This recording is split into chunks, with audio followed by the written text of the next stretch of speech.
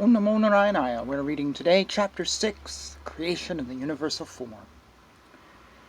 The Rishi Maitreya said, "The Lord thus heard about the suspension of the progressive, creative functions of the universe due to the non-combination of his potencies, such as the Mahatattva. The Supreme Powerful Lord then simultaneously entered into the 23 elements with the goddess Kali, his external energy, who alone amalgamates all the different elements. Thus, when Lord Vishnu entered into the elements by his energy, all the living entities were enlivened into different activities, just as one is engaged in his work after waking from sleep. When the 23 principal elements were set in action by the will of the Supreme, the gigantic universal form, or the Vishvarupa body of the Lord, came into existence. As the Lord, in his plenary portion, entered into the elements of the universal creation, they transformed into the gigantic form in which all the planetary systems and all movable and immovable creations rest. The gigantic Virat Purusha, known as Hiranmaya, lived for 1,000 celestial years in the water of the universe, and all the living entities lay with him. The total energy of the Mahatattva, in the form of the gigantic Virat Rupa, divided himself by himself into the consciousness of the living entities, the life of activity, and self-identification, which are subdivided into 1, 10, and 3, respectively.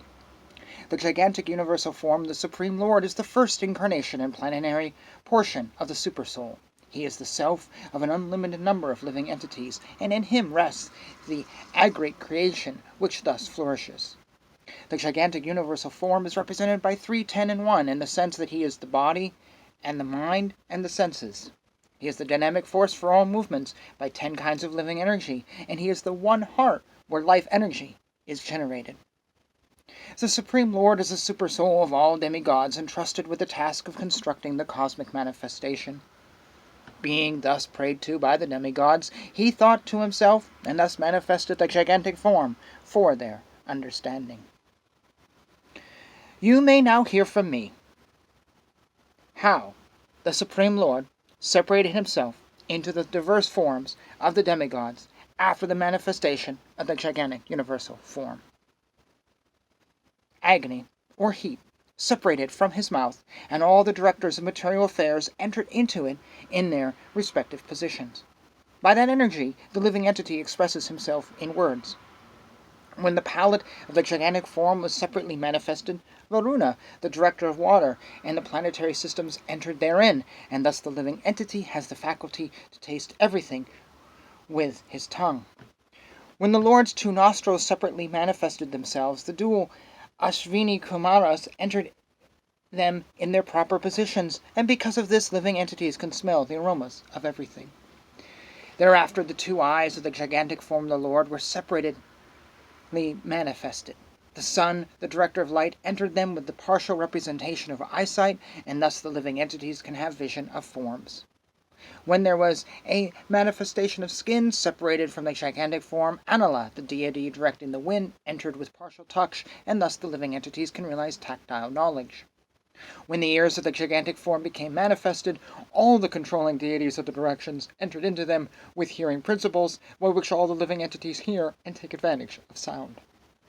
When there was a separate manifestation of skin, the controlling deities of sensations and their different parts entered into it, and thus the living entities feel itching and happiness due to touch. When the genitals of the gigantic form separately became manifested, the Prajapati, the original living creature, entered into them with his partial semen, and thus the living entities can enjoy sex pleasure. The evacuating channels separately became manifest, and the director named Mitra entered into it with the partial organs of evacuation. Thus the living entities are able to pass stool and urine. Thereafter, when the hands of the gigantic form separately became manifested, Indra, the ruler of the heavenly planets, entered into them, and thus the living entity is able to transact business for his livelihood. Thereafter, the legs of the gigantic form separately became manifest, and the demigod named Vishnu, not Lord Vishnu, entered with partial movement. This helps the living entity move to his destination. When the intelligence of the gigantic form separately became manifest, Brahma, the lord of the Vedas, entered into it with the partial power of understanding, and thus an object of understanding is experienced by the living entities. After that, the heart of the gigantic form separately manifested itself, and into it entered the moon demigod with partial mental activity. Thus the living entity can conduct his mental speculations. Thereafter, the materialistic ego of the gigantic form separately manifested itself, and into it entered Rudra, the controller of false ego, with his own partial activities by which the living entity transacts his objective actions.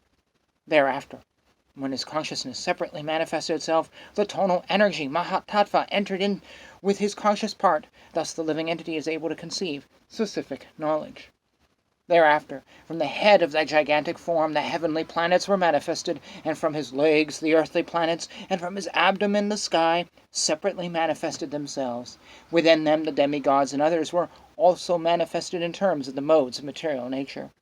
The demigods, qualified by the super-excellent quality of the modes of goodness, are situated in the heavenly planets, whereas in the human beings, because of the nature in the mode of passion, live on earth in company with their subordinates. Living entities who are associates of Rudra develop in the third mode of material nature, or ignorance. They are situated in the sky between the earthly planets and the heavenly planets. Chief of the Kuru dynasty, the Vedic wisdom became manifested from the mouth of the Virat, the gigantic form. Those who are inclined to this Vedic knowledge are called Brahmanas, and they are the natural teachers and spiritual masters of all orders of society. Thereafter the power of protection was generated from the arms of the gigantic Virat form, and in relation to such power the Kshatriyas also came into existence by following the Kshatriya principle of protecting society from the disturbance of thieves and miscreants. The means of livelihood of all persons, namely production of grains and their distribution to the Prajas, were generated from the thighs of the Lord's gigantic form.